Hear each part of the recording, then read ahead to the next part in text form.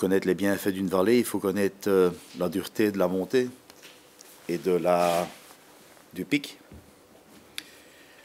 C'est vrai que nous avons joué pour l'instant 2 rencontres, les autres 3. On sait que tout le monde, ça semble évident, mais c'est la réalité, tout le monde affrontera chacun. C'est pour ça que je me refuse de faire un bilan chaque fois temporaire, parce que bon, il y a une différence de jouer Sochaux que de jouer contre le PSG. Donc, je crois que tous les bilans intermédiaires que l'on fait sont quelque part faussés en ce qui concerne avoir une idée précise pour la fin du championnat. D'un autre côté, ce sont toutes des étapes intermédiaires qui vous servent d'obtenir l'objectif final.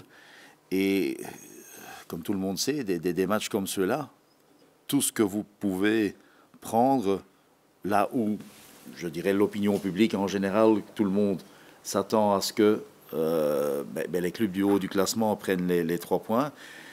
Automatiquement, tout ce que vous prenez, pour moi, est un bonus.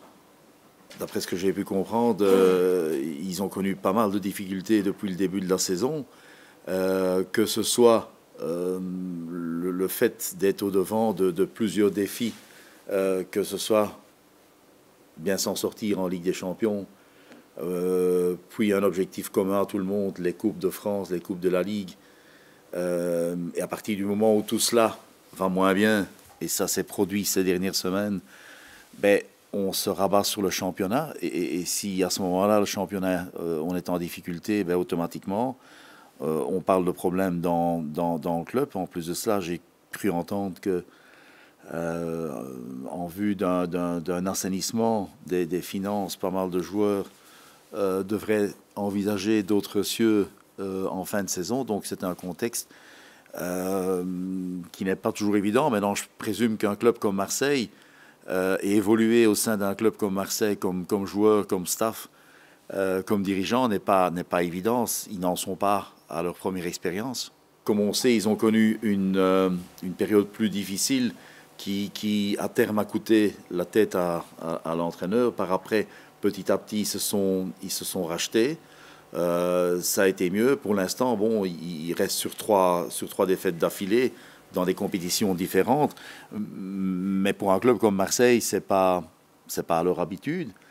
Donc, vous vous trouvez chaque fois devant une situation où vous dites, sans que je tienne compte de cela, mais ou bien il y a le sursaut d'orgueil où les joueurs, le club dit, bon, stop, jusqu'ici et pas plus loin, et il y a une réaction, ou bien il y a un doute qui plane. Donc, je dirais que spéculer sur ces 2 états d'âme serait un peu, comment dirais-je, à mon avis, s'avère inutile.